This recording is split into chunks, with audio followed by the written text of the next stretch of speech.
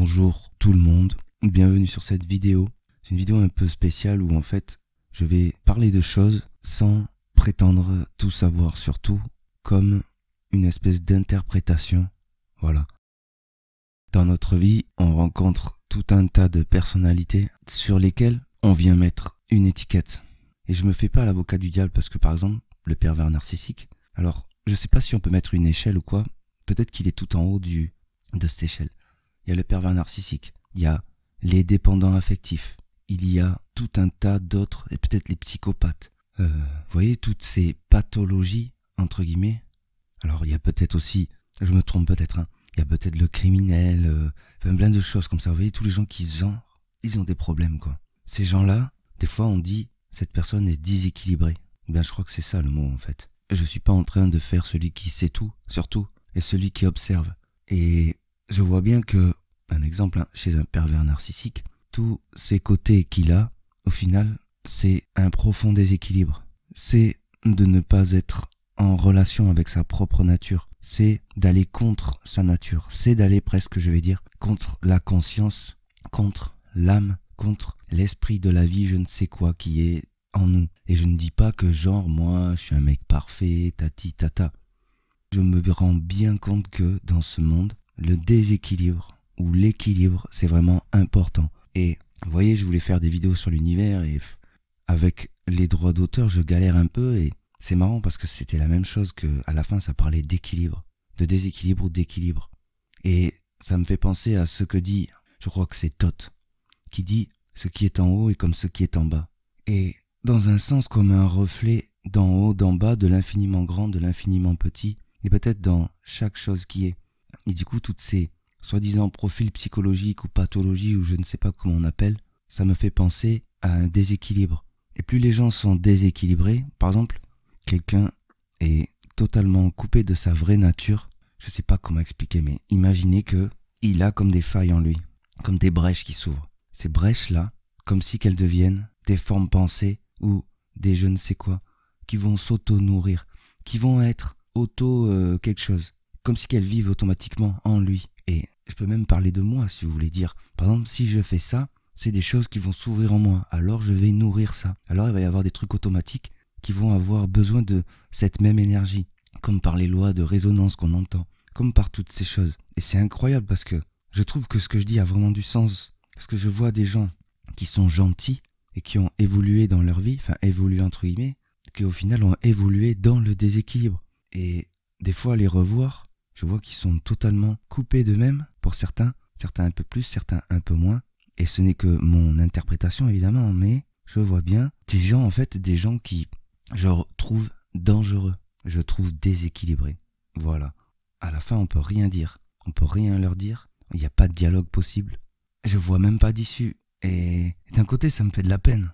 Et je sais pas très bien expliquer, mais en tout cas, il y a vraiment cette notion de déséquilibre, de décentrage de soi, écouter sa vraie nature ou ne pas écouter sa vraie nature. Ce monde sans me faire le gars qui sait et le gars qui juge et tout. Je trouve ce monde pas trop forcément équilibré ou qui pousse pas à l'équilibre du fait que il y a une image d'idéal, il y a une image de personnalité idéale et tout ça, alors que chaque personne est différente. Et donc voilà, ce monde je le critique pas tout ça. Peut-être que c'est comme une observation et si on regarde tous ensemble, on dit ah ouais, là, on peut bosser sur ça.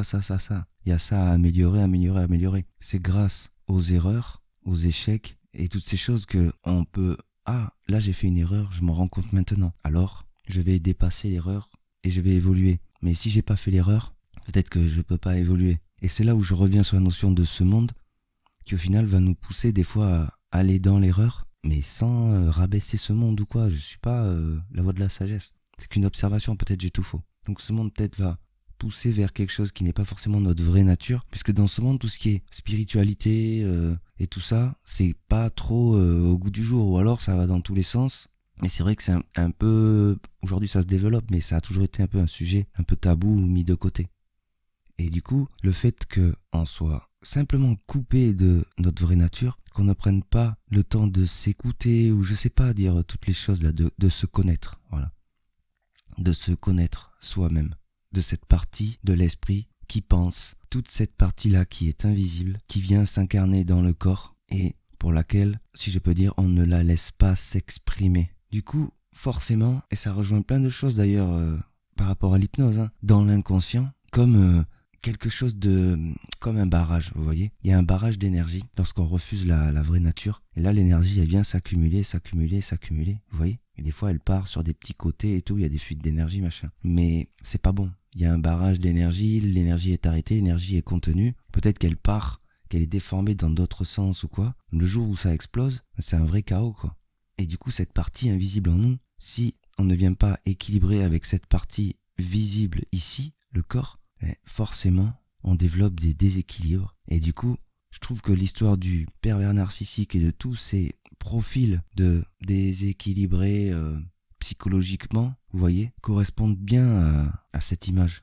Parce qu'au final, par exemple, je connais un pervers narcissique et à la base, j'ai pas l'impression qu'il était comme ça, quoi. C'est comme si qu'il est devenu. Et avec le temps, ça s'est même renforcé. Et du coup, à mettre un mot sur une personne sans jamais rien comprendre, j'aime pas trop, en fait. Et du coup, d'avoir vu cette personne qui était, qui avait l'air cool, quoi. Et qui est ça aujourd'hui, ça me fait toujours bizarre, quoi. Je me dis, mais c'est pas possible, des fois. Par exemple, même qu'aujourd'hui, j'ai coupé les liens avec cette personne parce que c'est très destructeur. Et ben, d'un côté, je me dis, il y a quelque chose qui va pas. Comment ça se fait que cette personne est devenue ça, quoi? Par rapport à ce que la personne a vécu. C'est un peu la même chose pour plein de profils comme, un bon exemple, c'est les gens dépendants affectifs. Et de toute façon, dans tous les cas, les gens, ils ont besoin, comme ils ont un déséquilibre en eux, ils ont besoin d'aller chercher l'énergie chez les autres. C'est incroyable. C'est l'énergie de là où eux, ça va pas, ils vont chercher ça chez les autres. Il n'y a pas de connais-toi toi-même. Et du coup, toutes ces failles qu'ils ont, je me répète, hein, ils vont combler avec les autres. Et ça devient des vampires, quoi. Et des gens qui sont des bonnes personnes peuvent devenir des vampires.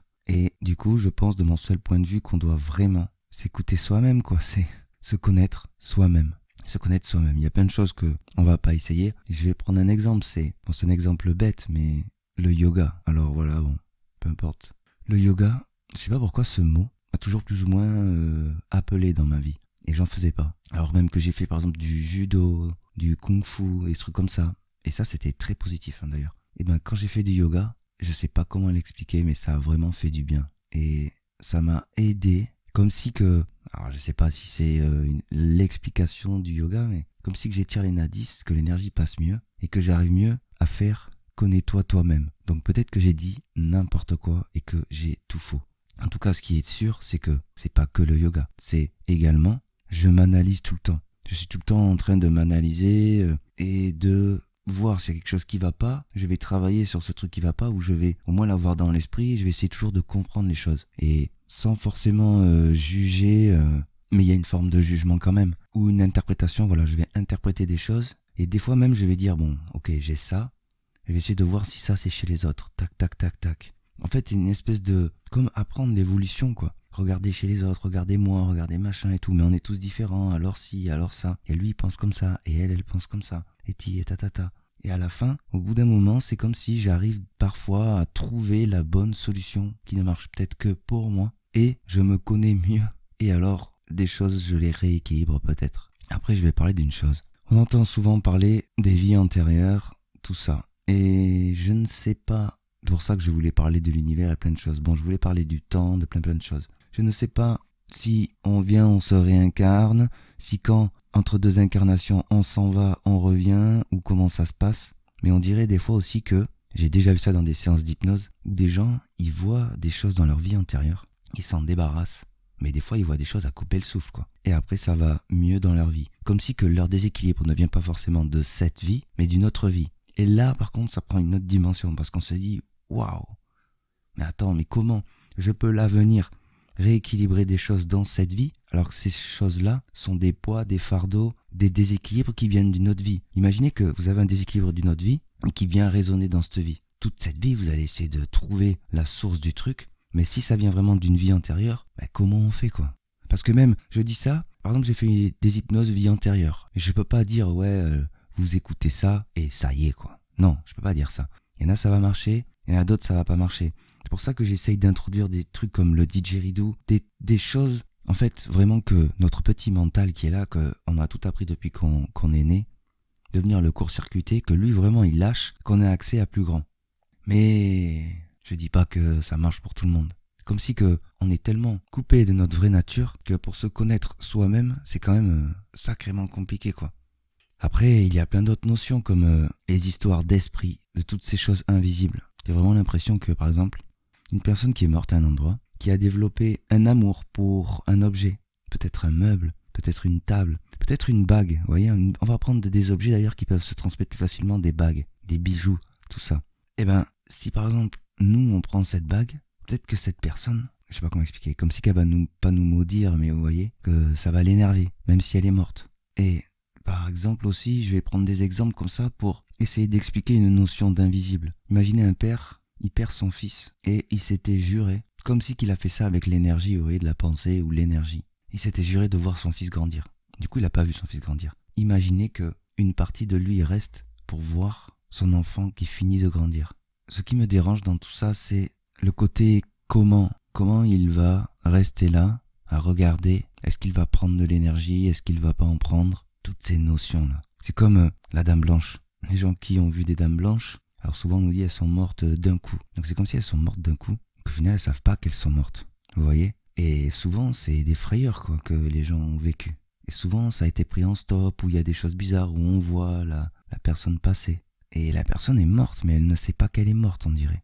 Il y a vraiment des notions de... Alors là, je suis parti loin. Peut-être que c'est pas du connais-toi toi-même, là où je parle, mais c'est du s'accrocher à la matière, s'accrocher à des choses, au final, qui ne sont pas nous. Ça rejoint un peu le connais-toi toi-même, hein, dans un sens, vous voyez, de tellement s'accrocher à des choses qui ne sont pas nous. Par exemple, je m'accroche, là je vois mon livre, Les plans de santé, je m'accroche à ce livre, et genre, quand je meurs, imaginez que je reste là à lire mon livre. C'est incroyable. Que du coup, par exemple, je suis désincarné, je me rends même pas compte et tout, et voilà. Et par exemple, je suis dans une maison, donc je reste dans cette maison. Wow, c'est super bad quand je dis ça, j'aimerais parler de quelqu'un d'autre plutôt que moi. Et alors, des gens viennent habiter dans la maison. Et si je sais pas que je suis mort, ça va être super dark l'histoire. Du coup, ça me fait penser aux notions de revenant, tout ça. Bon, peu importe en tout cas. Là, ce que je voulais dire, c'est qu'en plus, dans ce monde, il y a des choses invisibles qui sont là. C'est obligé. Ou il y a de fortes probabilités. Et peut-être que des choses qui sont là, et là, c'est là où je reviens sur le pervers narcissique, le machin, le truc. Je parle du pervers narcissique, c'est comme le plus haut déséquilibré. Peut-être que je me trompe. Peut-être que le plus haut déséquilibré, c'est le psychopathe. C'est, vous voyez, criminel, machin. Des gens totalement déséquilibrés, coupés d'eux-mêmes, et qui n'ont raisonné que, peut-être, je dis fait une erreur, peut-être que dans la matière, et qui du coup sont devenus mais quelque chose de nouveau. C'est plus complet, c'est plus équilibré. Et alors, peut-être que ces gens-là, ils restent dans l'astral un moment. Jusqu'à ce qu'ils se sont rééquilibrés et que là, ils peuvent partir en paix, vous voyez. Donc ça, c'est une théorie farfelue. Ok. Donc du coup, tout cela peut encore jouer sur notre vie, en plus des histoires des vies antérieures, en plus des histoires de connais-toi toi-même, là, dans cette période actuelle où ce monde, c'est un peu les montagnes russes, quoi. Pareil, on n'est pas responsable sur tout ce qui est l'écologie. Alors, je suis pas un défendant de l'écologie, genre les verts à faire des machins, des trucs, non, mais je parle de choses pérennes, de développement durable. Je parle pas d'aller faire la guerre. Quand on n'est pas d'accord avec une idéologie, pourquoi faire la guerre? Alors ça, je ne comprends pas. On peut d'abord parler, dire tati tata. Alors, où est le problème? Le problème est ça? Ok, toi tu veux quoi? Toi tu veux ça, lui veut ça, lui veut ça, ok. Et lui veut ça, lui veut ça, lui veut ça, ok. Peut-être que, en parlant tous ensemble, la solution commune, elle ressemble à ça. Est-ce que cette truc commune qui ressemble à ça, ça te plaît à toi? Alors le mec, oui. Toi.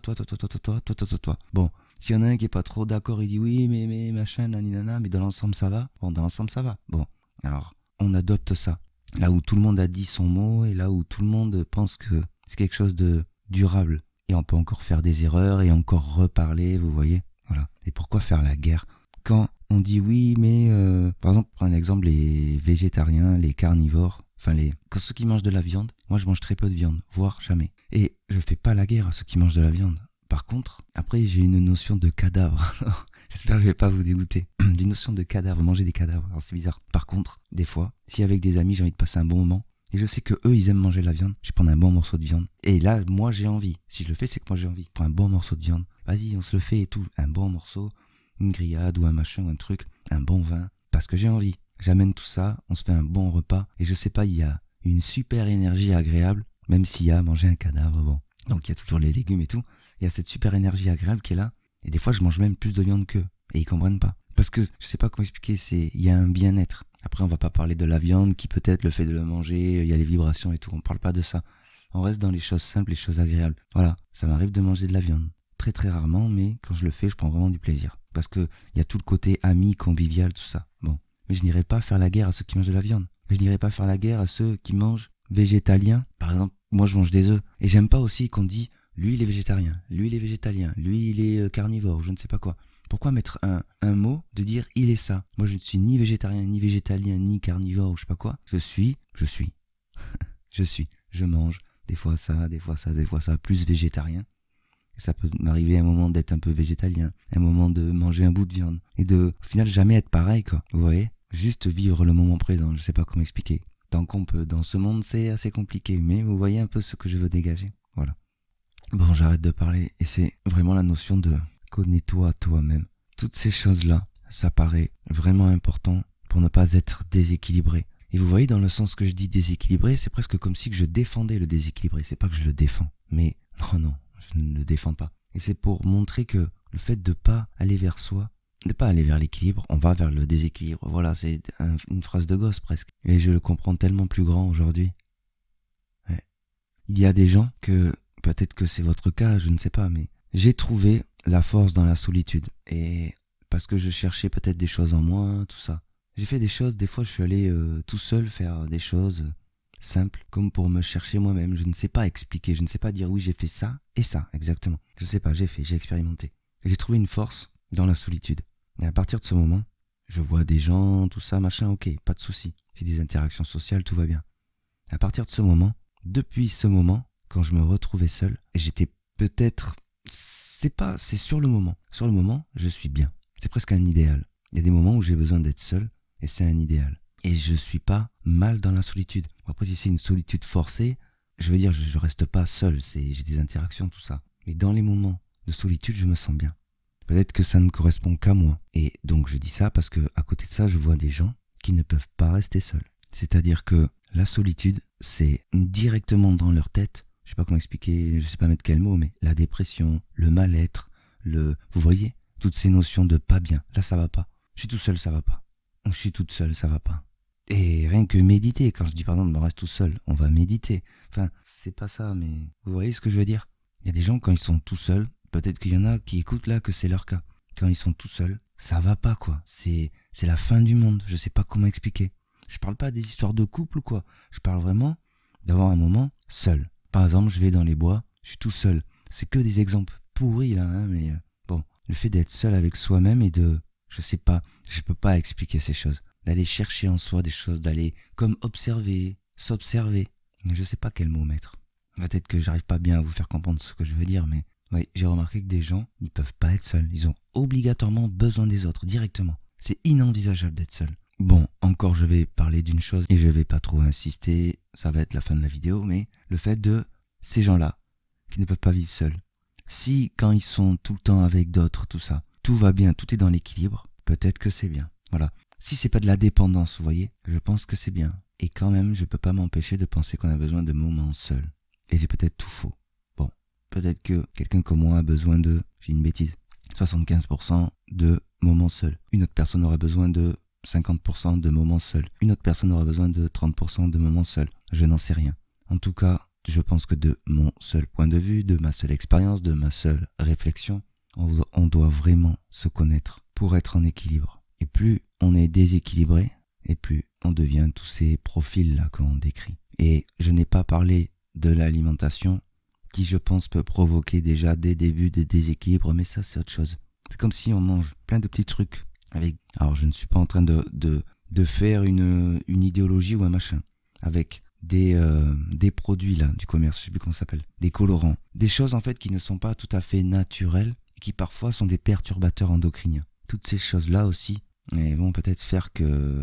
Si on est comme un peu empoisonné, ou je sais pas quel mot mettre, le corps va nettoyer, mais des fois s'il y en a un peu trop, vous voyez, peut-être que ça fait des désagréments, et du coup ça joue sur les humeurs, sur les émotions. Comme si que les émotions baignent dans le liquide avec le sang et tout ça, vous voyez. Comme si que tout est lié, comme si qu'on ne sépare rien, vous voyez. Que tout s'imbrique les uns dans les autres, du plus petit au plus grand. Il y a l'infiniment petit à l'infiniment grand. Et du coup, à la fin, toujours ce que je vois, et ce sera sûrement la conclusion de cette vidéo qui n'a déjà que trop duré, c'est que la conscience se déploie dans l'équilibre. Voilà.